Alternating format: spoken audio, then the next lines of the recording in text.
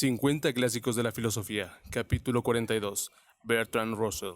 Bertrand Russell fue uno de los filósofos y matemáticos más elogiados de la Edad Moderna. Escribió los monumentales Principia Matemática junto con Alfred North Whitehead, muchos artículos eruditos e importantes sobre lógica y éxitos de ventas como Historia de la Filosofía Occidental.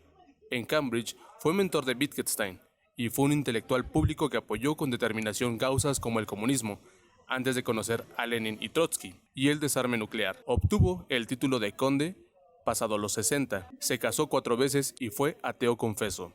Vivió hasta los 98 años, con mucho tiempo, pues, para verificar la validez de sus ideas filosóficas y políticas y aplicarlas a su propia vida. Esta es la importancia de la conquista de la felicidad. En los últimos años ha habido una avalancha de obras sobre la felicidad, muchas de ellas basadas en estudios empíricos. Russell no dispuso de ninguno de estos datos, pero su filosofía lleva el sello de la verdad. Vivió una vida extremadamente plena, productiva y en su mayor parte feliz. Un hecho que tal vez sea la mejor propaganda del libro. ¿Cómo crecer más feliz? Al principio de la conquista de la felicidad, Russell admite que no fue un niño feliz.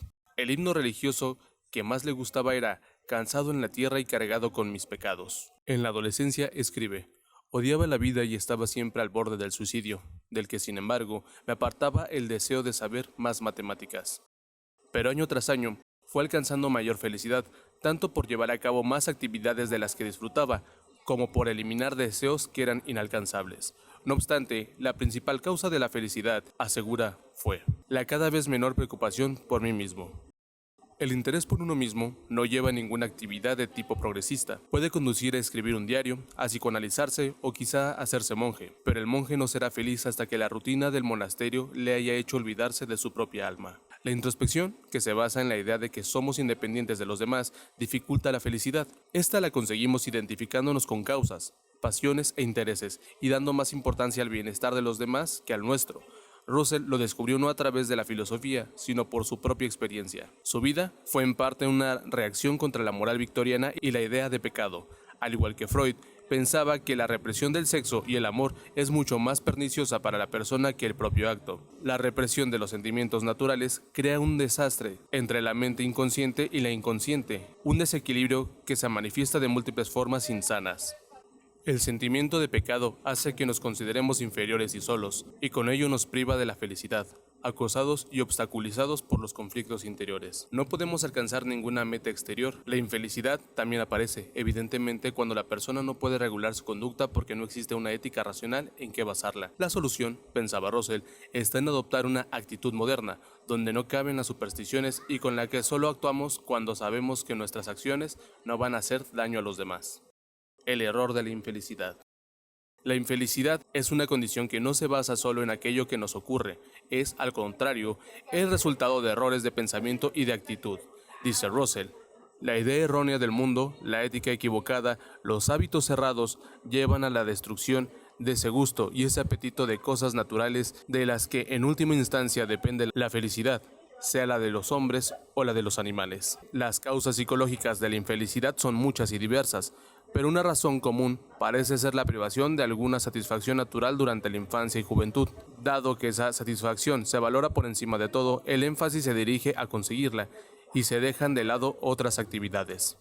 Algunas personas piensan que el estado del mundo no les da razón para ser felices. Sin embargo, señala Russell, la verdad es que son infelices por alguna razón de la que no son conscientes, y esta infelicidad las lleva a obcecarse en las características menos agradables del mundo en que viven. La vida equilibrada. La mayoría de las personas no libran una batalla por la vida, es una batalla por el éxito. El hombre de negocios lo llamará batalla por la vida para dar dignidad a algo esencialmente trivial, dice Russell. Lo que las personas temen cuando se entregan a la batalla no es que no puedan desayunar al día siguiente, sino que no puedan eclipsar a sus vecinos. El sentido de la perspectiva y una vida equilibrada son decisivos para alcanzar la felicidad. La sola ansia de dinero no solo trae la felicidad, sino que se traduce en aburrimiento. Si queremos crecer y desarrollar todo nuestro potencial, debemos tener intereses intelectuales. El esfuerzo, apunta Russell, más incluso que el verdadero éxito, es un ingrediente esencial de la felicidad. La persona que consigue satisfacer todos los caprichos sin esfuerzo acaba por darse cuenta de que esa satisfacción no la hace feliz. Estar sin algunas de las cosas que queremos, concluye, es una parte indispensable de la felicidad. Sobre el aburrimiento.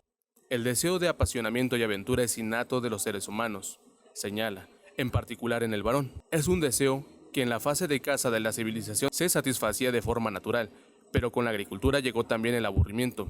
La edad de las máquinas ha reducido en cierto grado esa lasitud, pero no el miedo a aburrirse. El tedio, por consiguiente, es un problema vital para el moralista, y la causa de la mitad al menos de los pecados es el miedo a aburrirse. La contundente tesis de Russell es que la mayoría de las guerras, pogromos y persecuciones son consecuencia del deseo de huir del tedio.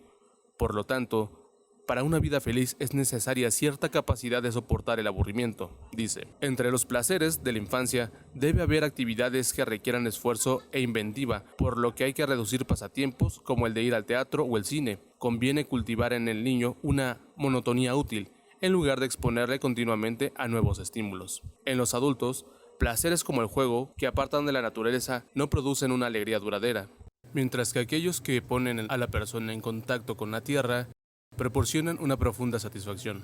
Las poblaciones urbanas generan hastío simplemente porque están alejadas de la naturaleza. Otras reflexiones. Nos cuesta aceptar que los demás no comparten la alta consideración en que nos tenemos, sostiene Russell. Sabemos que los demás tienen defectos, pero esperamos que piensen que nosotros no tenemos ninguno. Sobreestimar nuestros méritos, el amor al poder y la vanidad conducen a la infelicidad. El sentimiento de amor es lo que nos da felicidad, más que el objeto de ese sentimiento. El amor es en sí mismo una fuente de deleite, y más aún los mejores de los placeres, como la música, la salida del sol en las montañas y el mar en noche de luna llena. Nuestra felicidad deriva principalmente de nuestros más allegados. Muy pocas personas pueden ser felices si en general su modo de vida y su actitud ante el mundo no cuentan con la aprobación de las personas con las que tienen relaciones sociales, y más en particular en aquellas con las que viven. El fracaso sorprende desagradablemente al engreído, en cambio, al modesto le sorprende agradablemente el éxito. Por lo tanto, lo mejor es tener bajas expectativas. El desencanto es una enfermedad, y aun cuando esté causado por circunstancias particulares, lo sensato es superarlo lo antes posible. Cuantas más cosas despierten el interés de la persona, más probabilidad tiene de ser feliz. Quienes renuncian a la paternidad se privan de una inmensa felicidad, y lo más probable es que se sientan insatisfechos sin saber por qué. Nuestra descendencia nos da continuidad y unidad, las cuales nos hacen sentir parte de la corriente de vida que fluye desde la fuente original y sigue hasta un futuro desconocido. Russell tuvo varios hijos. Otro de los elementos esenciales para la felicidad, la constancia en el propósito, nace del trabajo. Sin el respeto por uno mismo, pocas son las posibilidades de una auténtica felicidad. Y al hombre que se avergüenza de su trabajo le es muy difícil respetarse. Todos los aspectos de la vida de la persona, sean el trabajo, el matrimonio o la educación de los hijos, exige un esfuerzo decidido, y es el propio esfuerzo el que da la felicidad. Comentarios finales. La receta que Russell da para la felicidad contiene una serie de ingredientes, y uno importante es lo que él llama el justo medio, entre el esfuerzo y la resignación. Buscar la perfección en todo conduce inevitablemente a la infelicidad, mientras que, para poner su evocador ejemplo, la persona sabia se olvidará del polvo que la sirvienta no ha quitado, o de que el cocinero no haya preparado la cena como debiera, hasta el momento en que seas capaz de abordarlo sin que la condicionen los sentimientos. Si nos resignamos a muchas cosas, nos podemos concentrar en lo que importa y en aquello que realmente pueda marcar una diferencia. De hecho, la persona que sabe afrontar las diversas causas de infelicidad será la que seguirá siendo feliz. La conclusión de Russell, bastante obvia por lo demás, es que la felicidad depende en parte de circunstancias externas y en parte de uno mismo. Deriva de la alimentación, de la casa, del amor, del trabajo, de la familia y de otras muchas cosas. Estamos rodeados de fuentes de felicidad, por lo que señala, solo la persona psicológicamente desequilibrada no conseguirá ser feliz. Profundizando un poco más, observa que la infelicidad es consecuencia de la falta de integración de la mente consciente y la inconsciente, o del yo y la sociedad. El hombre feliz es el que no padece de ninguna de estas carencias de unidad, aquel cuya personalidad no está dividida contra sí misma ni enfrentada al mundo. La felicidad, sobre todo, se puede alcanzar dirigiendo nuestros intereses hacia el exterior, centrándonos menos en nosotros mismos y evitando la envidia, la autoconmiseración, el miedo, la autoadmiración y el sentimiento de pecado. observar conscientemente esas pasiones, analizar por qué existen y a continuación afrontarlas ayudará a superarlas. Aunque desde el punto de vista de la filosofía académica, La conquista de la felicidad no es una de sus obras más importantes, sí es un puente entre Russell filósofo y el Russell persona, y en ello reside la fascinación que despierta. Russell aprobaba el monismo neutro, la idea metafísica de que todo lo que hay en el universo está hecho de la misma cosa, sea materia o conciencia, de modo que somos menos independientes de los demás de lo que pensamos, y la idea de que somos antes de verdad independientes es un error que provoca infelicidad, porque todos los pensamientos inquietantes nacen del sentimiento de separación no deseada y de la obsesión por el yo como algo real. Cuando esta ilusión de separación se ve como lo que es, resulta difícil no ser feliz. Bertrand Russell. Russell nació en 1872 en Telec, Gales, en el seno de una influyente familia aristocrática liberal. Sus padres fueron el vizconde Amberley y Catherine, hija del segundo barón Stanley de Ardeley. A los 3 años quedó huérfano y fue educado por gobernantes y tutores. En 1890 ingresó en el Trinity College de la Universidad de Cambridge, donde enseguida destacó por su brillante inteligencia. Con menos de 20 años publicó un libro sobre la socialdemocracia alemana, y en sus años en el Trinity descubrió la paradoja de Russell, que puso en entredicho los cimientos de la teoría matemática de conjuntos. En 1903 publicó su primer libro importante sobre lógica matemática, Principia Mathematica, y en 1905 escribió el ensayo On the Nothing, sobre la denotación. El primero de los 3 volúmenes de Principia Mathematica, redactado en colaboración con Alfred Knott Whitehead, se publicó en 1910. La obra hizo famoso a Russell en los campos de la lógica y la matemática. Russell destacó por sus protestas pacifistas y antinucleares, que le llevaron durante un tiempo a la cárcel y a la expulsión del Trinity College y del City College de Nueva York. En 1950 recibió el Premio Nobel de Literatura. Donó gran parte de la fortuna de su herencia, pero en 1931 aceptó su ducado, aunque decía que su única ventaja era conseguir mesa en los restaurantes. Murió en 1970. 2009. Justicia.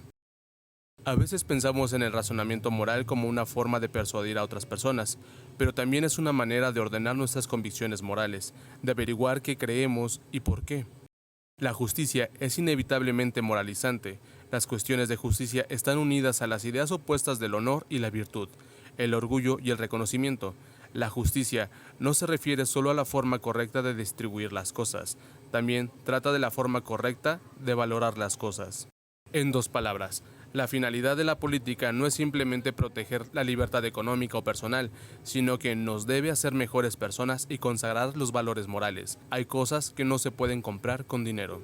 En la misma línea, Aristóteles, Ética a Nicómaco, Jeremy Bentham, Los principios de la moral y la legislación, Immanuel Kant, Crítica de la razón pura, John Rawls, Una teoría de la justicia y Peter Singer, Salvar una vida. Y así hemos llegado al final de otro capítulo más de 50 clásicos de la filosofía. Espero que sea de su agrado. Suscríbanse, denle like porque vienen más cosas y nos andamos topando en el siguiente audio, video o lo que eso sea. Cuídense, bye.